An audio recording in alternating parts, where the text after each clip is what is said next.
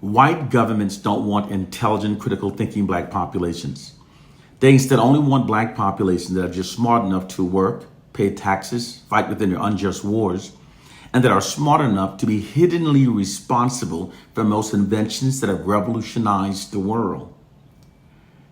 But they want black populations that are gullible, very gullible, gullible enough to believe that we made the N-word ours and that using it now ridiculously empowers us. They want black populations that are gullible enough to believe that it's now ourselves that are now our worst enemies, in spite of a preponderance of evidence proving that white oppressive forces are still our worst enemies. And they want black populations that are gullible enough to believe that a Bible that was written by our most ungodliest enemies and that was brutally beaten into the blood-soaked minds of our enslaved ancestors will now ridiculously set us free. But they don't want intelligent, critical thinking black populations, because intelligent, critical thinking black populations are the most difficult to keep mentally enslaved. Given that white oppressive forces don't want us critically thinking, then critically thinking is what we must do. Please, let's critically think. Doing so is not a crime yet. When critically thinking, can't you see just how cartoonishly unrealistic it actually is that virtually all information that we receive about Caucasians are consistently positive, while virtually all information about black people are consistently negative?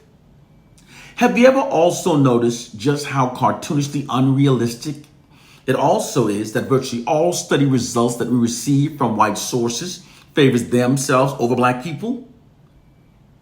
These two scenarios are both so cartoonishly unrealistic that it's only by not critically thinking that the absurdity cannot be seen. You know, to have information so one-sidedly favoring one racial group over another, as we're experiencing them favoring whites over blacks, is absolutely ridiculous. It's in fact so ridiculous that it's only by not critically thinking that the absurdity cannot be seen. We live under this unrealistic scenario because it's actually fraudulent propaganda. It's a fraudulent propaganda campaign that falsely exalts whites and falsely marginalizes black people. Doing so creates and sustains false assumptions within the society that aids in maintaining white social dominance over the black population.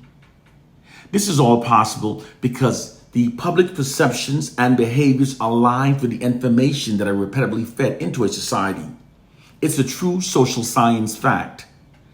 Social science is one of the branches of science devoted to the study of human behavior, specifically how people interact with each other, behave, develops as a culture, and moves forward as a society. Social science is used to steer society towards the hidden objective of the white ruling class. Social Science 101 is that all societies functions based upon the narratives that are repetitively fed into a society. And the narratives that are repetitively fed into a society, into the white dominant society, are distorted to keep a society functioning in ways that aids in maintaining white social dominance and white social capital over the black population. This is all possible because all you have to do is keep feeding false information into a society through media ads, falsely scripted movies, miseducation, disinformation, and misinformation campaigns, and you can steer society towards an applied objective. It's also how cultural norms are hardwired into a society. It's a well-proven social science tactic. While black people studied our Bibles, insisting that it contained the true words of God that will protect us, white oppressive forces instead studied and developed hidden social sciences for manipulating the masses and for steering society towards their hidden objectives and agendas. They then exploited that gained knowledge to mentally enslave millions of black people.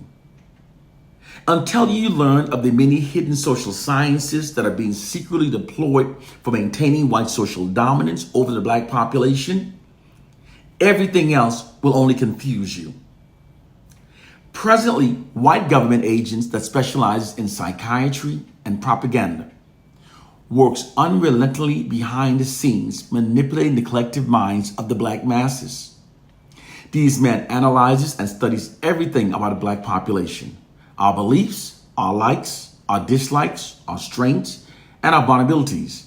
These surveillance information is gathered and then decisions are then made on which fraudulent stories to produce to best create certain psychological feelings amongst the black population that assist the white society in maintaining its social dominance and control over the black population. These men govern our minds, molds our opinions, and shapes our perceptions in ways that protects and serve the system of white supremacy. It's the hidden truth that white oppressive forces don't want black people to ever learn. You see, in order for black people to liberate ourselves, we must learn of these many nefarious social sciences that are being secretly deployed against us. And then we must develop our own counter strategies to overcome them. You see, although all white governments publicly professes equality for all their citizens, in reality, they are all secretly unrelentingly committed towards the preservation of their nation's white social dominance over their black populations. There's also an immense concern of massive unified black retribution that secretly exists amongst the white ruling elites, given the white society's long history of brutally exploiting the black population.